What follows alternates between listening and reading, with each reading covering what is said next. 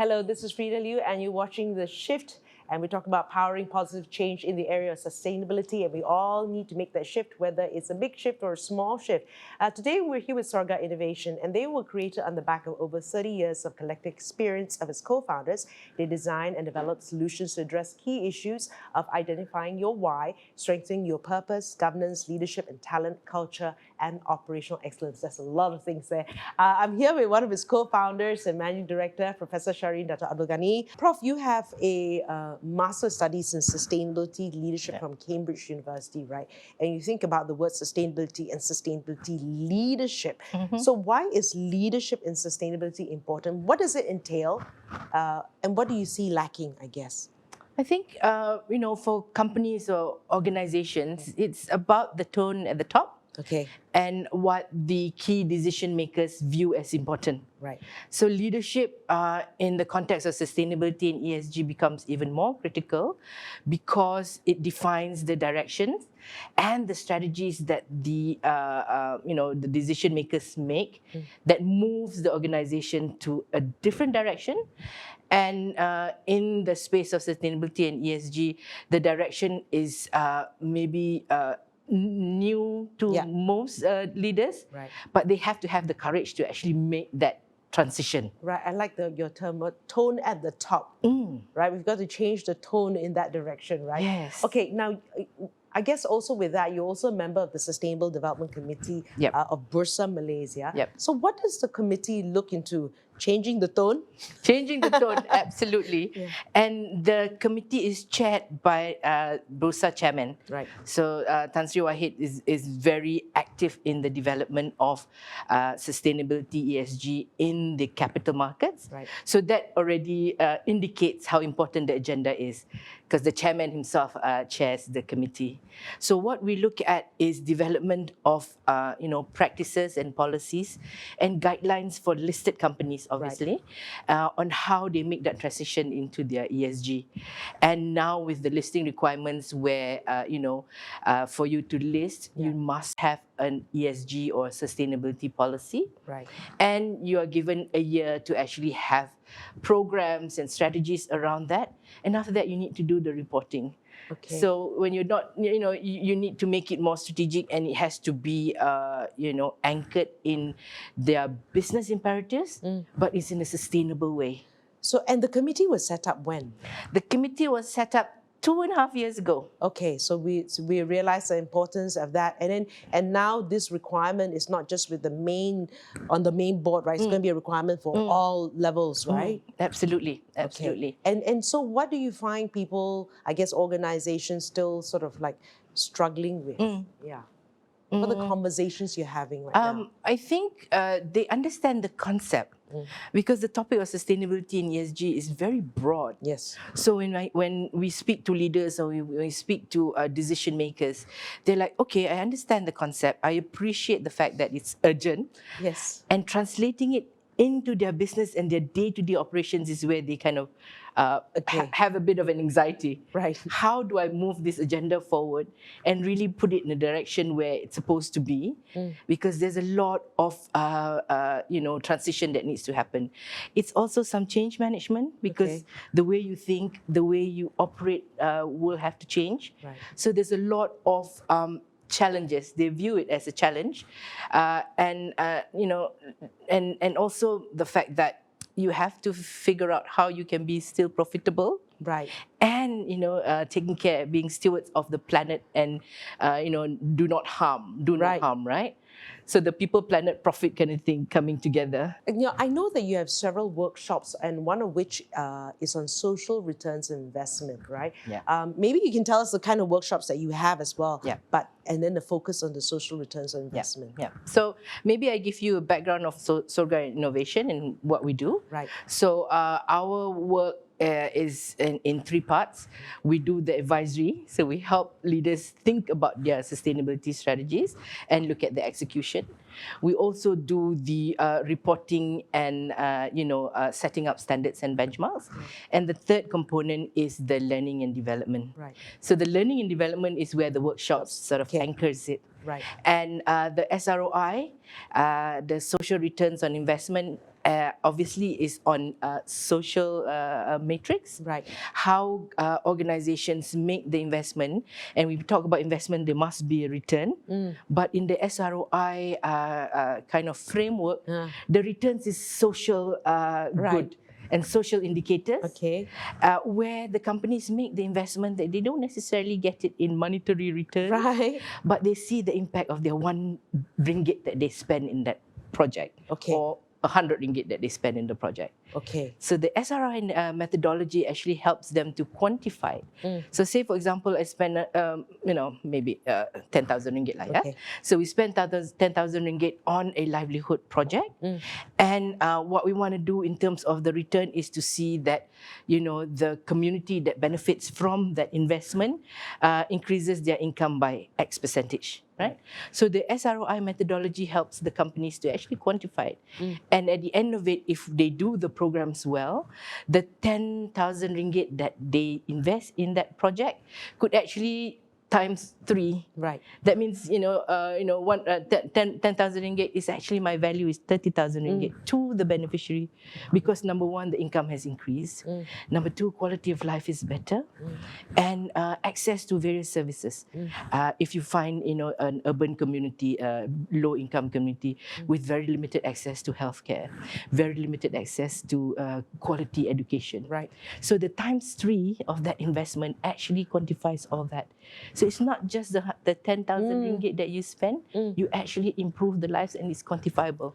So is it difficult for companies to come to grasp with that I have to put the social in my business? Yeah, I think the companies now think about it very seriously, because there's a lot of demand on companies to have their social investment and look at it in a more strategic way. Right? In the past, it's always been environment, and environment in carbon, because carbon is quantifiable. Right? And if you ask companies about their water, how they use the other resources, a bit susah, a bit difficult for them to quantify it. So even environment, we argue that you've gotten carbon correct, because there's a methodology around it, there is a value around it. So going into the social space, there's not even a very well developed social indicators.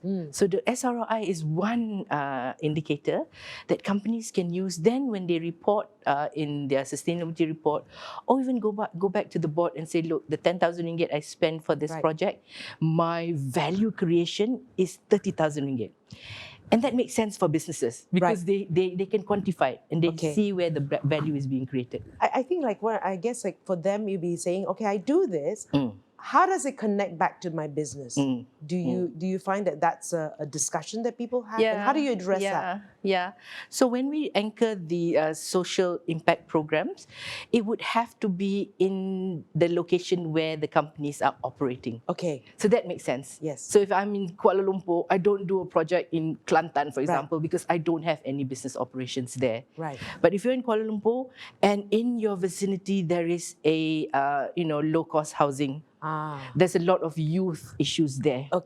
How do you look at the strategy to have social impact where, in hypothetically this case of the youth, and perhaps design a program to skill the youth, and skilling them to a point where they can actually gain access to jobs, or become your pipeline as employees in your company, right?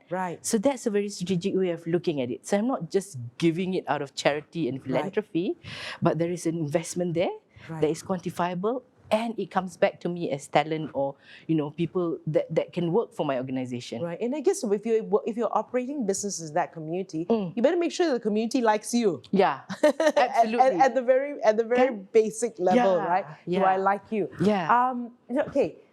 So it doesn't have to directly connect to business, but it has an impact on its business, right? Can you share some examples of companies, be it in Malaysia or overseas, who have incorporated social elements into their business effectively? So there are a couple of examples. I'm going to be biased because I think Bursa Malaysia does a very good job, and their social agenda is education. Okay. And education about capital markets, education about investments, and the do's and don'ts about investments, and now the education on sustainability and ESG. Right. So there's a lot of materials under their Bursa Sustain. It's all e-learning, accessible to anyone. And you don't have to pay high fees to get the learning, right?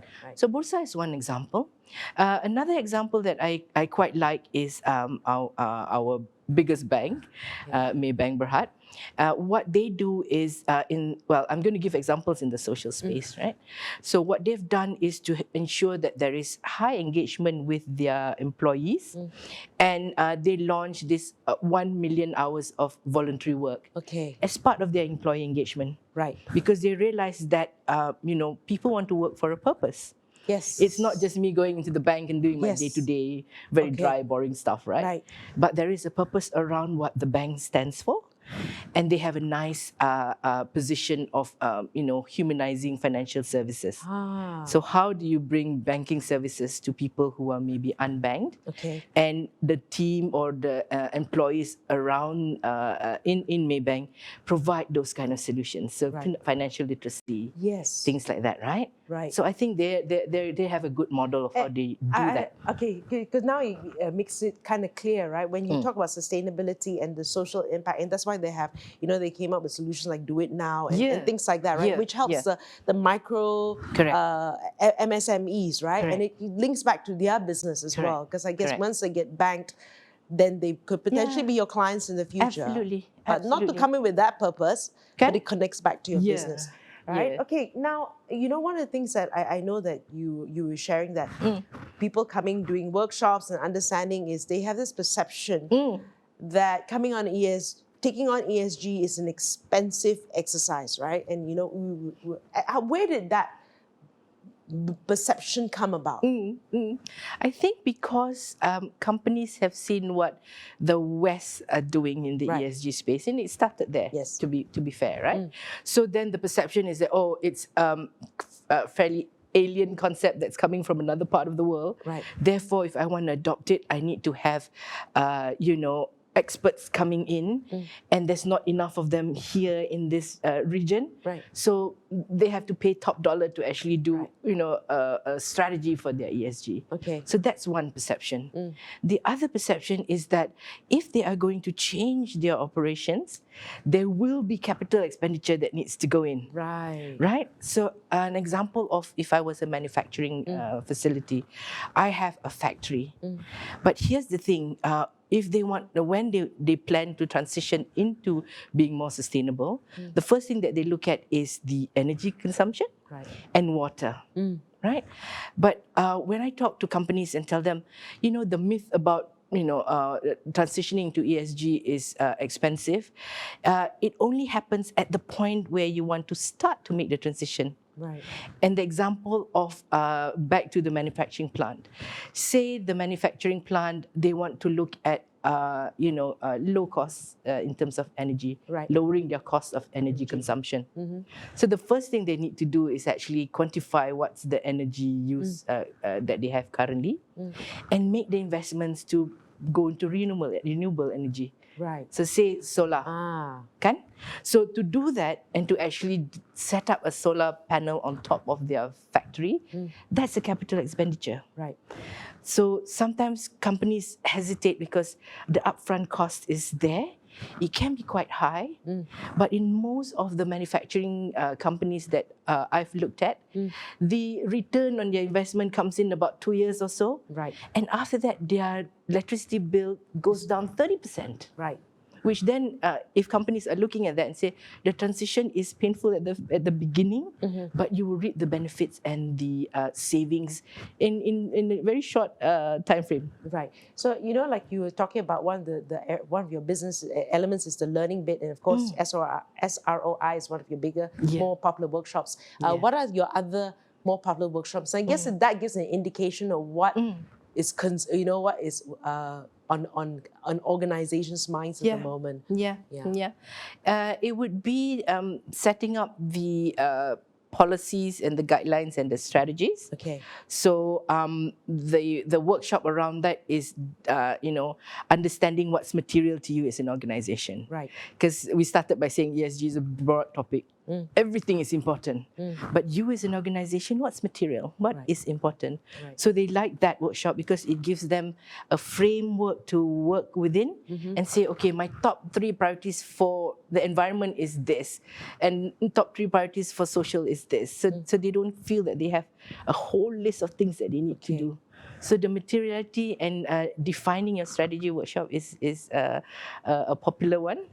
And then designing the roadmap, the execution plan is another one. Okay. So those are the kind of 3 sort of things companies are looking for. And ideally in the workshop, it should be an important team, a key person in each of the departments, because it's a collective effort of the organization. Absolutely. And I think I always like to end off the show now with a call to action, right? Your advice to companies who are on this journey, unsure on this journey, what would it be?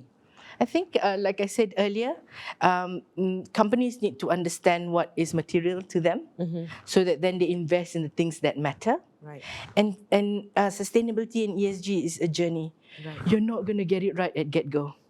But if you do the materiality assessment pretty well, and you understand what your business is, is going, the opportunities that the business can benefits that they can get out of ESG, then start with a smaller project, right, and then build towards that.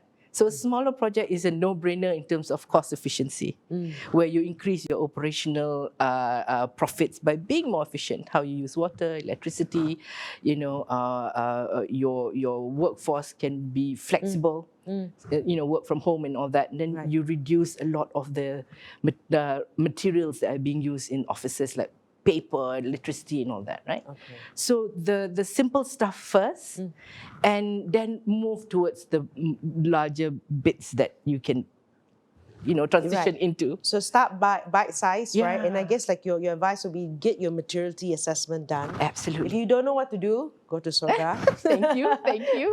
Thanks for any other parting words you'd like to share? No, thank you for putting out this topic, because it's really, really important. Yeah. There is a lot of interest in the ESG space and sustainability. Now we need to transform the interest into real action. Because we don't have the time.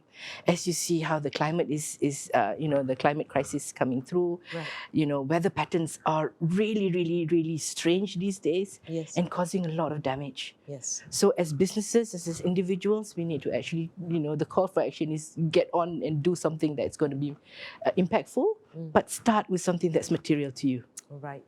Thank you. Thank you. Professor Shareen from Sorga Innovation. Of course, you've been watching The Shift. I'm Frida Liu.